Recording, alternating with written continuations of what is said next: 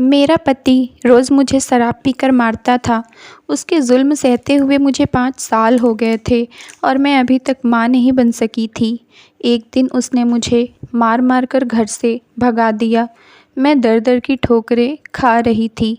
कुछ महीनों बाद जब मेरे पति ने मुझे एक बहुत बड़ी कंपनी की मालकिन बने हुए देखा, तो उसके सिर पर आसमान ही टूट पड़ा, क्योंकि मेरा नाम शिवानी है। मैं एक मिडिल क्लास परिवार से हूँ।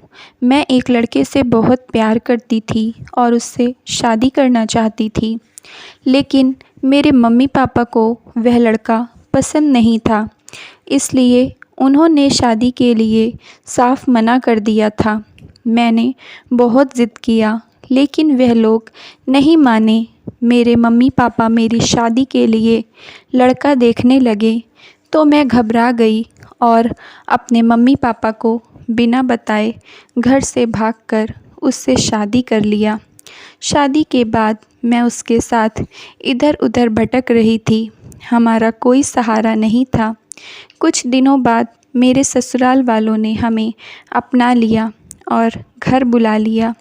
मैं अपनी ससुराल में रहने लगी। वहाँ मेरे सास-ससुर, जेठ-जेठानी और मेरे पति, हम सब साथ रहने लगे।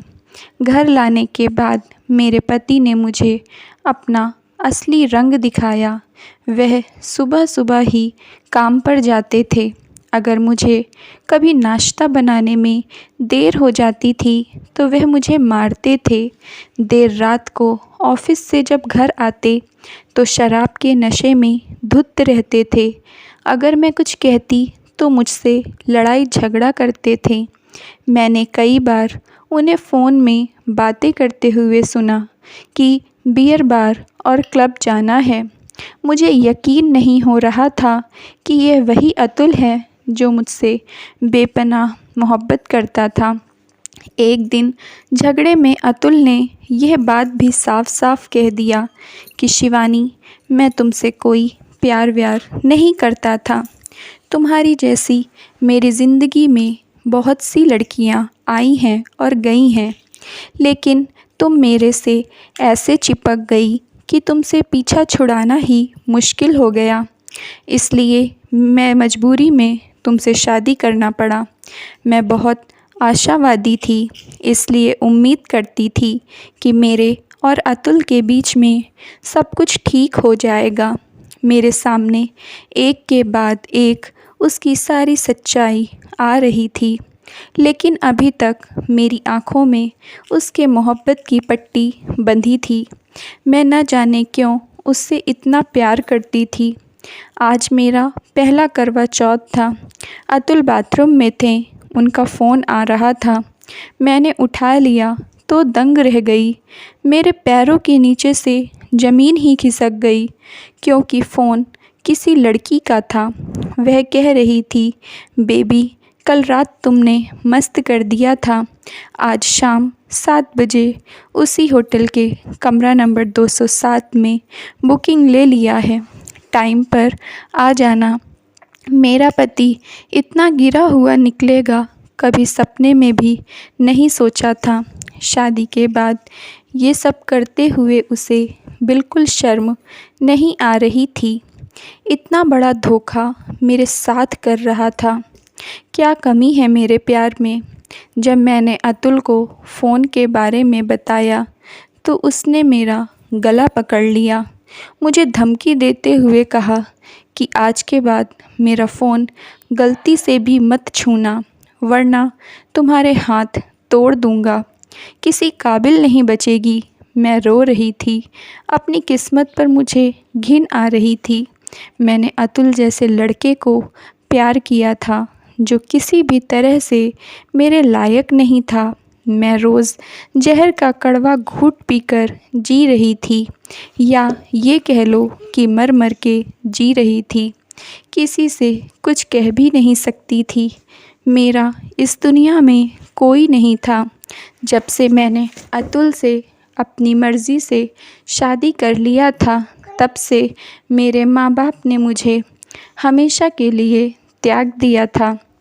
उन्हें मेरी खुशी या दुख से कोई मतलब नहीं था। मैं उनके लिए मर चुकी हूँ। मैं अपने दिल में अपने दर्द को छुपाए जी रही थी। सोचती थी कि कभी तो अतुल के दिल में मेरे लिए प्यार जगेगा, कभी तो उन्हें मेरी कद्र होगी। मैं अपनी अच्छाइयों से उनका दिल जीतने की कोशिश करती थी। मैं गलतफ़हमी में जी रही थी। हमारा रिश्ता दिन प्रतिदिन बिगड़ता जा रहा था। मैं कुछ भी अच्छा करती थी तो भी अतुल मुझसे झगड़ा ही करते थे। मैं अपनी ज़िंदगी से तंग आ गई थी। भगवान ने भी मेरा साथ नहीं दिया। मुझे एक औलाद का सुख नहीं दिया। सबकी गोदी में बच्चे देखकर मुझे भी माँ बनने का दिल करता था, लेकिन यह नहीं हो सका था। पहले मेरी सास और जेठानी तो मुझे बहुत प्यार करती थीं। सिर्फ़ अतुल ही परेशान करते थे। लेकिन जब मुझे माँ बनने का सौभाग्य नहीं मिला तो मैं अपनी जेठानी और सास की नज़रों से भी गिर गई थी। वह लोग भी मुझे उठते बैठते ताने मारने लगी थीं। मेरी सास तो मुझे ऐसे देखती थी कि खा जाएंगी। मैं उसकी कोई दुश्मन हूँ। मेरी जेठानी अपने बच्चों को मेरे पास नहीं आने देती थी। मेरी सास हर किसी से मेरी बुराई करने लगी थी। जो भी रिश्तेदार या पड़ोसी थे, सबके सामने मुझे बांझ कहती थी। यह सब सहते हुए मुझे 5 साल हो गए थे। मेरा भगवान के ऊपर से भरोसा उठ गया था। मैंने पूजा करना बंद कर दिया था। पूरी टूट चुकी थी। फिर एक दिन मेरे साथ कुछ ऐसा हुआ जिससे कि मेरी ज़िंदगी ही बदल गई। मेरा पति किसी लड़की को घर लेकर आ गया। जब मैंने इसका विरोध किया तो उसने मुझे मार मार कर घर से भगा दिया। मैं भी जो कपड़े तन में पहने थी वही पहने पहने निकल गई। जिस तरह मैं अपने मायके से एक जोड़ी कपड़े में अतुल के पास आई थी, उसी तरह एक जोड़ी कपड़े में अतुल की ज़िंदगी से दूर चली गई। मैं रास्ते में भटक रही थी।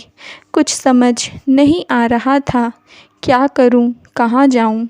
ऐसा लग रहा था आत्महत्या कर लूं। यही सोचकर मैं एक कार के सामने आ गई।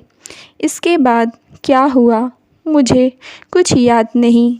जब मेरी आँख खुली तो मैं अस्पताल में थी।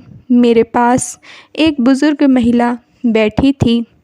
मेरे आँखें खोलते ही उस औरत ने मेरे सिर पर हाथ फेरा और कहा, बेटी अब तू कैसी है?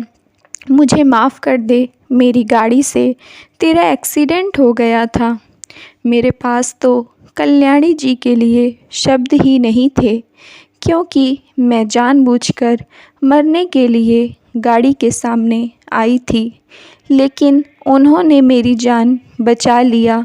मैं रोने लगी। जब मुसीबत होती है तो मौत भी मांगने से नहीं मिलती है।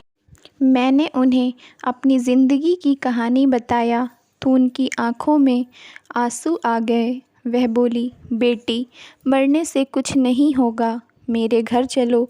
मेरी बहू गुज़र गई है। उसकी 4 साल की बेटी शिखा है जिसे तुम संभालना।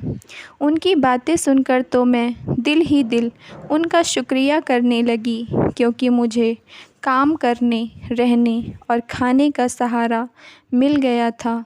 मैं कल्याणी जी के साथ उनके घर चली गई। कल्याणी जी का बेटा अखिल, जिसकी पत्नी को मरे हुए 2 महीने हो गए थे, वह अपनी बेटी को डांट देते थे तो उनकी बेटी उनसे बात नहीं करती थी। अखिल जी कभी किसी को अपनी पत्नी के सामान में किसी को भी हाथ नहीं लगाने देते थे। मैं उनके घर का सारा काम करती थी, फिर शिखा की देखभाल करती थी। शुरुआत में तो शिखा मुझसे ज़्यादा बात नहीं करती थी, फिर धीरे धीरे वह मुझसे इतना घुल मिल गई कि हर समय जब स्कूल से आ जाती तो मेरे साथ ही रहती थी। मैं उसे खाना खिलाती, होमवर्क पूरा करवाती। एक दिन अखिल ने अपनी बेटी शिखा को बहुत डांटा क्योंकि उसने अपनी माँ की तस्वीर गिरा दिया था। गिरने से वह तस्वीर टूट गई थी, जिससे अखिल को बहुत गुस्सा आ गया था। वह शिखा के ऊपर हाथ उठाने जा रहे थे, लेकिन खुद को संभालते हुए उन्होंने शिखा के ऊपर बहुत गुस्सा किया। अखिल जी अपनी पत्नी के बहुत प्यार करते थे। शिखा अपने पापा से नाराज़ हो गई। वह उनसे बात नहीं कर रही थी। मैंने उसे समझाया, बेटा आप अपने पापा से बात क्यों नहीं कर रही हो? यह तो गलत आदत है। उसने कहा, आंटी पापा गंदे हैं, वह मुझसे प्यार नहीं करते हैं, वह मुझे मारते हैं, डांटते हैं। मैंने कहा, शिखा एक बात बताओ, जब हमसे कोई गलती होती है तो भगवान उसकी सज़ा हमें देते हैं ना? उसी तरह तुम्हारे पापा तुम्हारे भगवान हैं। जब तुम गलती करोगी तो तुम्हारी गलती सुधारने के लिए तुम्हारे पापा डांटेंगे, मारेंगे, तभी तुम्हें सही और गलत में पहचान होगी। शिखा को मेरी बात समझ आ गई। उसने कहा, थैंक यू आंटी, और अपने पापा के पास जाकर उनके गले लग गई। पापा मुझे माफ़ कर दो, मैं जानती हूँ आप मुझे बहुत प्यार करते हैं। मेरी अच्छाई के लिए ही आप मुझे डांटते हैं। पहली बार अखिल जी मेरी तरफ देखकर मुस्कुराए। अखिल जी को कल्याणी जी ने मेरी ज़िंदगी के बारे में सब कुछ पहले ही बता दिया था। उन्होंने शिखा से कहा कि मेरे साथ पार्क घूमने चलोगी? शिखा ने कहा, हाँ पापा चलूँगी, लेकिन क्या सिमरन आंटी हमारे साथ चल सकती हैं? अखिल जी ने मेरी ओर देखा और कहा कि ठीक है, उन्हें भी ले चलो। शिखा मेरे पास आई। उसने कहा, आंटी मैं और पापा पार्क घूमने जा रहे हैं, आप भी हमारे साथ चलो। मैंने कल्याणी जी की ओर देखा तो उन्होंने भी इजाज़त दे दिया। अखिल जी ने कहा, बोल दो सिमरन आंटी से तैयार हो जाओ। शिखा ने कहा, पापा सिमरन आंटी के पास तो कपड़े ही नहीं हैं, वह क्या पहनेंगी? अखिल जी ने कहा, हमारे कमरे में जाओ, अलमारी खोलो, उसमें से कपड़े पहन लो। जब मैं तैयार होने जाने लगी तो वह धीरे से बोले, हरा कलर मेरा फेवरेट कलर है। मैं उनकी बात नहीं समझी, लेकिन जब उनके कमरे में दाखिल हुई तो मैं उनके कहने का मतलब समझ गई थी, क्योंकि उनके कमरे के पर्दे हरे रंग के थे, सोफ़ा कवर हरे रंग का था। जब मैंने अलमारी खोला तो उसमें ज़्यादातर कपड़े हरे रंग के थे। मैंने एक डार्क ग्रीन कलर की साड़ी पहन लिया और तैयार हो गई। मुझे देखते ही शिखा ने कहा, पापा देखो सिमरन आंटी कितनी अच्छी लग रही हैं। हम लोग पार्क गए, फिर एक बहुत बड़े रेस्टोरेंट में खाना खाने गए, फिर घर वापस आ गए। मैं ज़िंदगी में पहली बार घूमने गई थी। मुझे बहुत अच्छा लग रहा था। जब मैं अपने कमरे में जाने लगी तो अखिल जी ने कहा, सिमरन तुम बहुत खूबसूरत लग रही थी।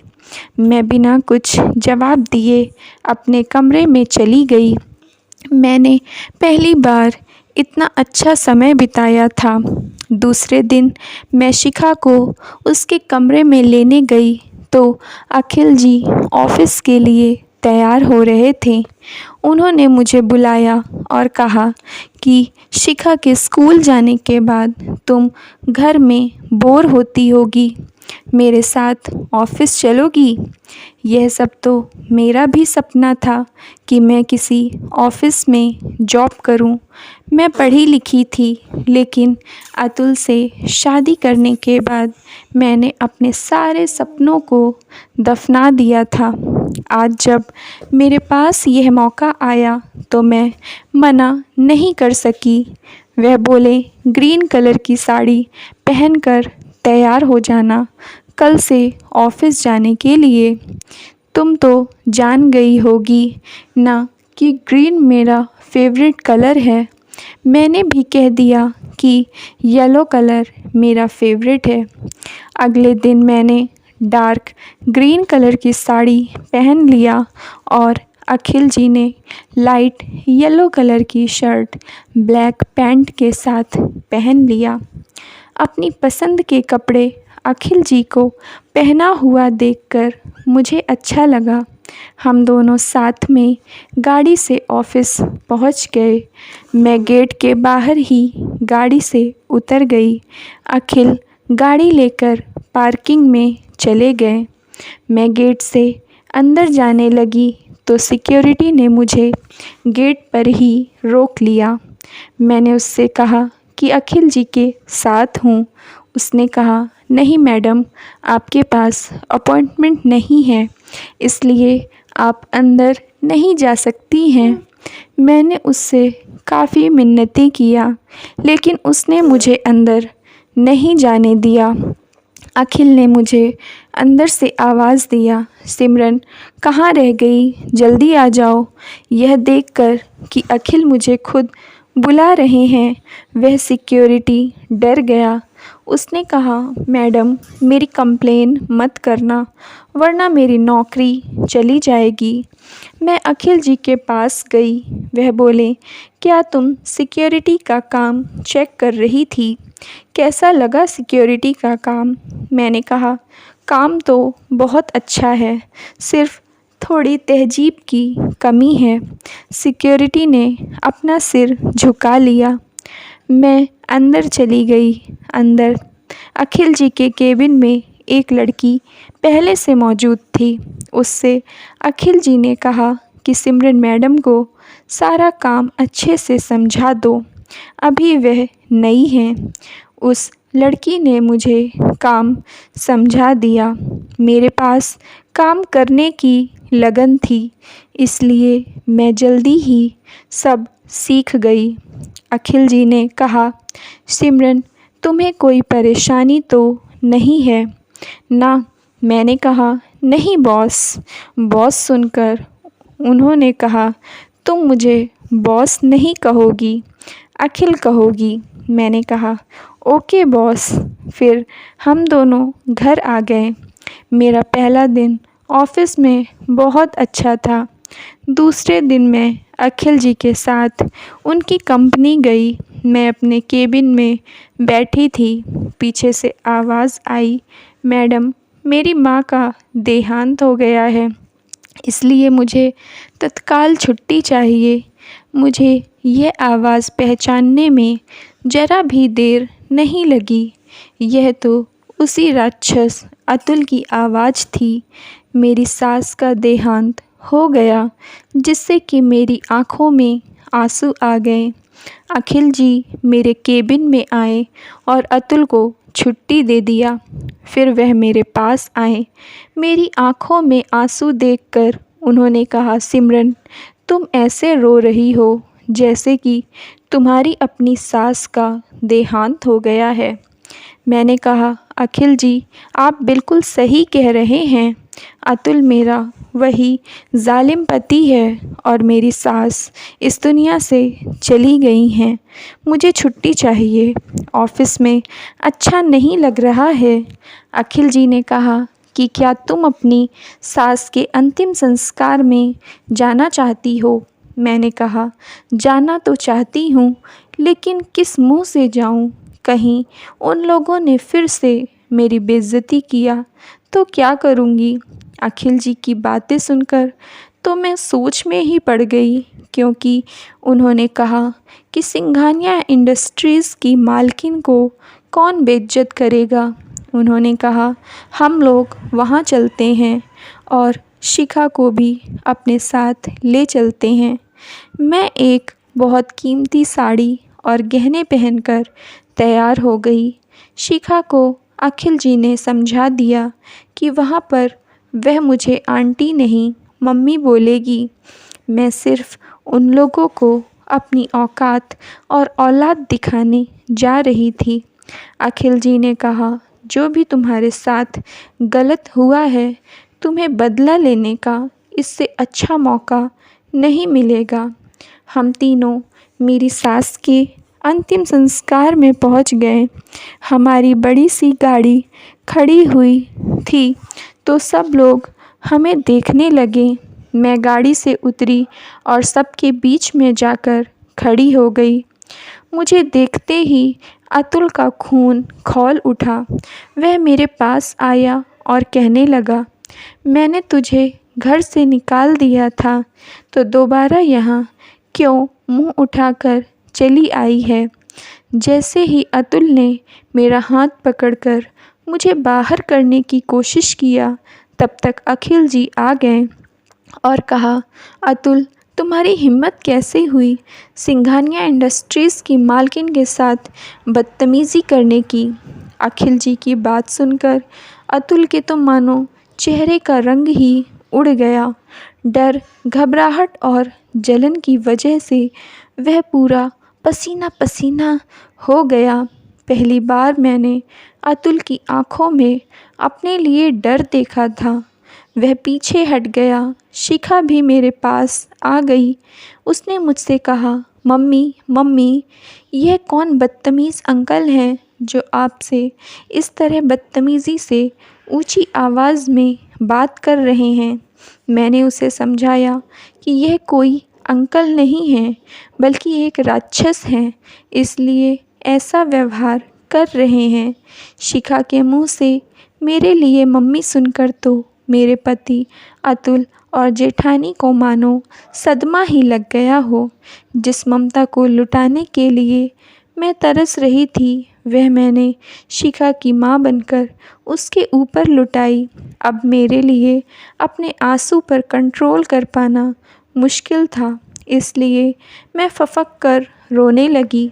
अखिल जी मेरे पास आए, मेरा हाथ पकड़कर मुझे गाड़ी में बैठाया। हम सब घर आ गए। मुझे देखकर तो मेरे पति अतुल के होश ही उड़ गए थे। उसे दूसरा झटका भी लगा जब अखिल जी ने उसे मेरी अपनी शादी का कार्ड दिया। अतुल ने मुझसे माफ़ी मांगा, लेकिन मैंने उस जल्लाद को माफ़ नहीं किया और अखिल जी से शादी कर लिया। उसकी बेटी ने मुझे माँ बनने की भी खुशियाँ दे दिया। Thank you friends. अगर आप लोगों को स्टोरी पसंद आई हो तो प्लीज़ लाइक कर दीजिए और चैनल को सब्सक्राइब कर लीजिए।